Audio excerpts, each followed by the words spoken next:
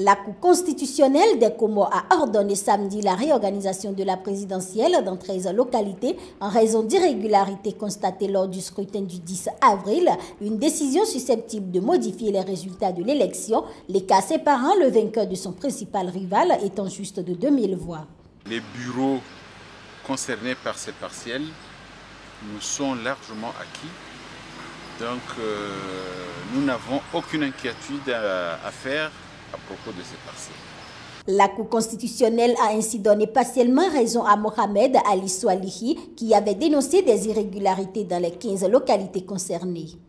C'est la lutte pour la démocratie, pour défendre la démocratie et l'état de droit contre la dictature et les coups de force et l'arbitraire. Le 10 avril, des irrégularités et de graves actes de violence se sont produits, empêchant quelques 6305 électeurs d'exprimer leur vote dans 13 localités de l'île d'Anjouar, a jugé la Cour constitutionnelle qui a maintenu la date d'investiture du nouveau président au 26 mai.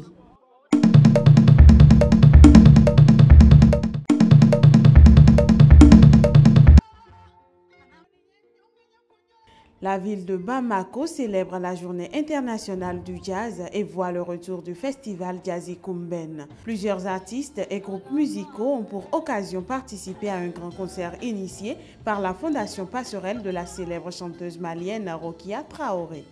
Nous avons eu l'amour de porter ce projet et de pouvoir faire vivre des bons moments, non seulement au public malien, mais aussi aux artistes, parce que ça leur permet aussi de se produire ici à Bamako dans de très bonnes conditions techniques. Selon le représentant permanent de l'UNESCO au Mali, l'idée d'une journée internationale du jazz va de soi. Le jazz, c'est le rythme, le jazz, c'est la voix, le jazz, c'est le swing. Et le jazz puise toute son histoire dans la musique africaine et dans la musique malienne, la musique mandingue. Et donc aujourd'hui, on célèbre une des sources du jazz au Mali, à Bamako.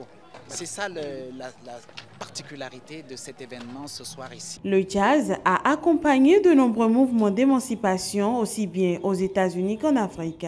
Cette année, la musique mandingue sera à l'honneur et ses bienfaits seront évoqués par la directrice générale de l'UNESCO lors de la célébration officielle qui aura lieu à Washington.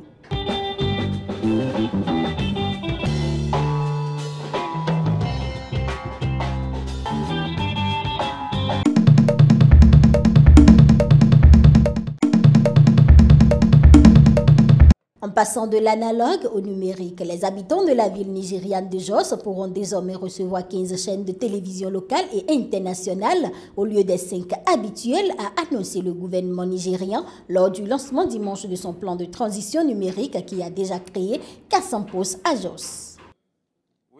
Nous sommes très heureux de donner l'opportunité à nos citoyens d'avoir un meilleur signal de télévision et plus de chaînes. La Commission de la télévision nationale a d'ores et déjà pris des dispositions pour faire face à la nouvelle donne. La Commission de la télévision nationale a autorisé 13 entreprises à mettre en place la production de boîtiers numériques qui sont très importants pour la transition. En vue d'accompagner la transition numérique, le gouvernement nigérien a décidé de subventionner l'achat de décodeurs pour en accélérer l'utilisation.